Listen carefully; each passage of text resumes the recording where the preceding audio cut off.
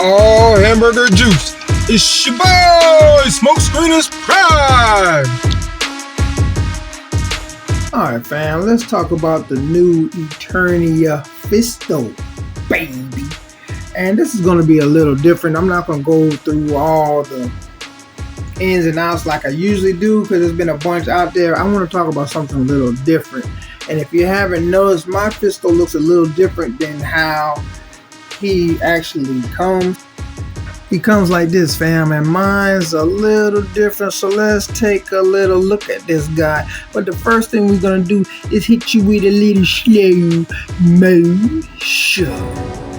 Alright, fam, so this Fisto has a couple of tweaks on him, and if you're wondering, you're like, hold on, where this big old mamma jamma looking sword come from, fam? Well, I'm glad you asked. I'm gonna let you know. We getting ready to come back around to the front, and here we go, baby. Alright, fam, so you can get a better understanding of what I did, we're gonna have to take a little trip, fam, or Fisto. So right now we're gonna take a look at the past right there. Coming on up, we're gonna look at the present right now, fam. And this right here is the newest Fisto. So this Fisto right here is the future, baby. And as these guys go around, I want you to look at the similarities as well. I want you to see the differences, fam. And this right here, this passing is the classic, but there's some tweaks on him, fam. And this is the Revelation Fisto right here. Of course, the one coming up, the biggest and the baddest. I call it the badass Fisto. And this is fam, kind of like a combination of both the classic and the new Fisto. I really like the way he looked, but as soon as I saw him, the first thing that popped into my mind is changing his gear to get that belt, and I wanted him to have a bigger sword. And I'll show you why later on, why I want him to have a bigger sword. Alright, fam, so this is the gear right here that came with this Fisto. And this is the gear that came with this Fisto. Now, the inspiration for this Fisto is obviously this guy right here. You turn to the side. Yeah, you can see he is the inspiration. As you can see, there's some slight tweaks. Like right here, you have the metal headpiece, but right here there's like a black strap that goes right there to keep it on. Whereas this right here is almost like a crown that goes around this Fisto. Of course, they kept the purple and the silver. Again, this is the older gear, so I'm going to look for some paint so I can make it brighter. This I really do like. If it didn't have this teeny little sword, man, I just don't like it. And this is the sword that this Fisto, this sword came with this Fisto right here, the classic. And I just love how big and imposing this sword is. And you're like, man, well, Smoke, he already got this big old hammer right here. Why does he need this big old fist? I mean, this big old sword if he already has a giant hammer? And you're going to see in a couple of minutes. You're gonna see why. And you may say, well, the Revelation Fisto, he really has nothing going on, no comparisons at all. Well, that's not true, because if you look right here, Revelation Fisto has 1, 2, 3, 1, 2, 3, and then he has that one in the center. And if you look over here, 1, 2, 3, 1, 2, 3, and 1 in the center right here. And then if you look, it has, you know, this overlapping piece here. The middle piece goes down, and then you have 1, 2 straps right there. overlapping strap right here. This piece goes down and you have 1, 2. So there is the reference, or said the similarities with this Fisto along, well, the armor on this Fisto along with the armor of this Fisto that is on that Fisto. No, it's a little confusing, but also this belt right here came with the classic Fisto, not with that one. Now, what I really like is that this Fisto they didn't just give him the fist that we're used to. He got a whole arm that's metal, and I think that's cool. I really think that's cool. That really takes it up a notch. And they made him even taller than this guy. He was already tall. Now he's as tall as the 40th anniversary He-Man, as I'll show you later. But let's talk about what is on my mind that I noticed, fam. Let's move these other Fistos out of the way because I want you to look at something. So in the 2000X He-Man cartoons, there was some foreshadowing, or not even really foreshadowing, but some hints that Fisto, and we don't have a 2000X sorceress, so I'm going to use this sorceress in its place. It was a hint that it was a possibility that Fisto and put it on the side and the sorceress had a little thing going on. And what happened is that Fisto end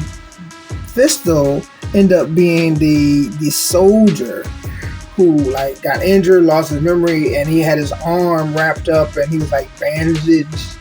So it kind of hinted that Fisto was was the guy who the sorceress got with, and ended up making her. And ended up making Teela. It was hinted at that, but we never totally got clarification on that. And so here we have the mother, the daughter, and what I believe is the father. But in the background, who do we see over there? We see the stepfather. Now, I'm going to tell you why this is all important, because then again in the 2000X, Fisto and Man-at-Arms, they ended up meeting in a bar and started going back and forth about some things, and came to be that he was Fisto's brother. Now check this out. Look at Fisto's beard right here, right? Nothing too spectacular, just an older guy. Beard and then a streak of gray, right? Wrong. Going by the 2000X, this is his brother. And usually the way we see Man-at-Arms or Duncan, we see him like this, with just a mustache, But in the Revelations cartoon, what do we see? Look at that, fam. Look at that. Look at that. Similarities, huh? Remember that stripe right there that I was talking about, fam? Look right here. It's not as pronounced as his, and the beard is not as thick as his, meaning Fisto, but don't they look like brothers, fam? Let's take a look at this right here. Hair's tied up. It's in a ponytail, a lot longer up here. His hair is tied up. Yeah, smaller ponytail, but his hair's a lot longer down here and a lot longer here. This is after he got exiled, fam. But the fact of the matter is, looks like we're going to get some more info about Fisto and Duncan. I guess he just couldn't handle what was about to come to light, fam. Yeah, for the longest time, it was kind of left up in the air, fam. We never really quite knew, but I think this is hinting where we're going to find out some more information about Fisto and Man-at-Arms. and I think it's going to be interesting how they take this dynamic in regards to Tila, Man-at-Arms, and Sorceress. Now you saw that Fisto was taller than Man-at-Arms, and here is the 40th anniversary He-Man with a swapped head on there, and as you can see, these guys look about the same size, and the 40th He-Man was bigger than the rest. So now the 40th anniversary He-Man is no longer the biggest of the heroes. He is the same size as Fisto is the same size as him, and if you go by the ponytail right here, he's taller. But the reason why, fam, is because that Fisto has a heel right here, like a lot of Masterverse have been doing. And since this is the 40th anniversary, there is no heel. And this is what gives Fisto the extra lift. Even though he is taller, but the heel right here takes him up to where he's as tall as He-Man, which I don't really mind, because Fisto was the second strongest. He was always portrayed as the second strongest guy out there after He-Man. So, you know, that doesn't bother me. Now we're going to go into why I really wanted to switch Fisto's armor so I can have that bigger sword. One thing is I like that I can sheath the axe. It's not perfect, but it still holds it there. And the other thing is this right here. The main reason. This guy right here.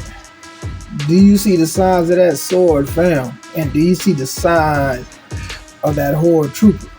This is why I wanted Fisto to have a bigger sword. This particular sword. And this is the reason why, fam. This sword is almost exactly the same height as this Horde Trooper sword, and it's even thicker than the Horde Trooper sword, which will make you think that this sword has a chance of surviving if the Horde Trooper is swinging down on Fisto's sword, and also the fact that this Horde Trooper is way bigger than Fisto and everybody else, fam. So you want to believe that your guys have a chance against the Horde Trooper. Even though Fisto is bigger, he's still a smaller guy.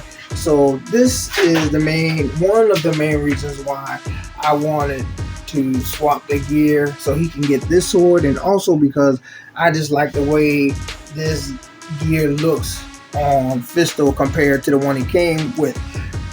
Again, if the gear that he came with had a bigger sheath to where I could put that sword in there, then I would have left it, because I do like it, but I really want him to have this sheath, so I couldn't do it. And I kind of like the way it looks on the classic Fisto, making him look more like a king, like an old battle-tested king. To me, anyway, fam. So tell me what you think, fam. Is Fisto a pass? Is he a grab? Should I have left his gear like it was before?